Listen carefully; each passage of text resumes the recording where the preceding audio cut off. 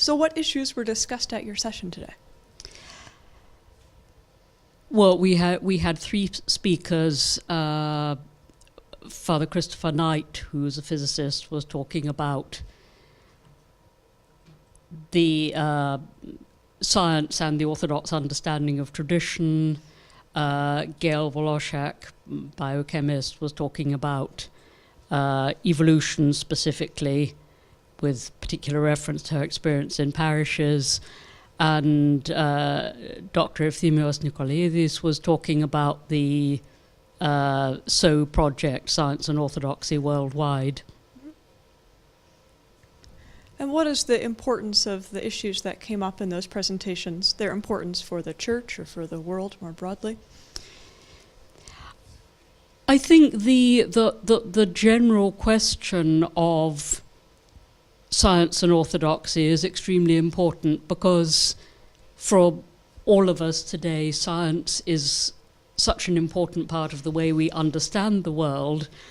And above all, we need to get beyond this idea of science as threat.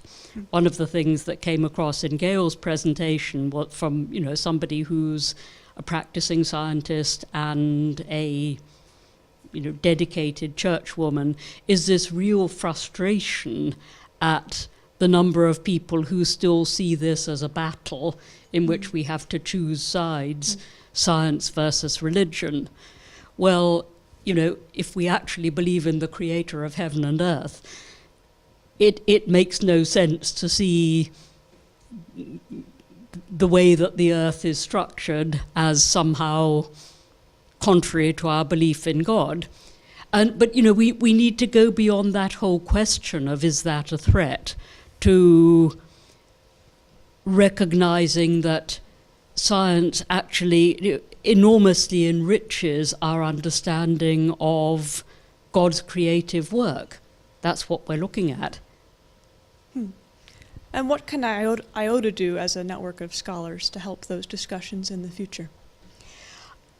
I think encourage, continue to have this theme running through IOTA, continue to have sessions on this subject, and also to promote the Science and Orthodoxy Worldwide project, which provides, it has a database, they have their own interviews with a number of scholars, churchmen, scientists. And I think this is, in a way, that this is a problem which is less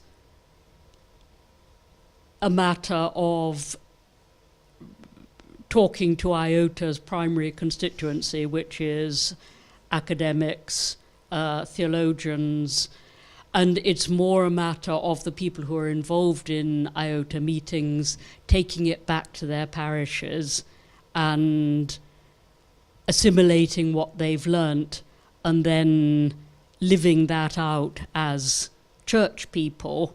And this applies not just to science, but other aspects of theology. This needs to be integrated in practice into our church life.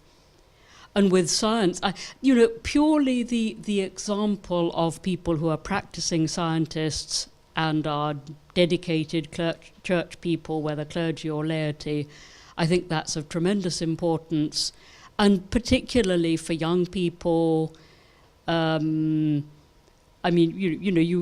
probably have a number of your contemporaries who are very passionately interested in science, because there's so much exciting new knowledge presented to us now from science.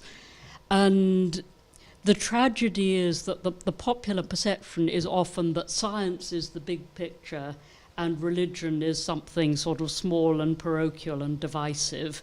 And we can't get trapped in that. We have to recognize that sometimes in the way we look at things, our God is too small.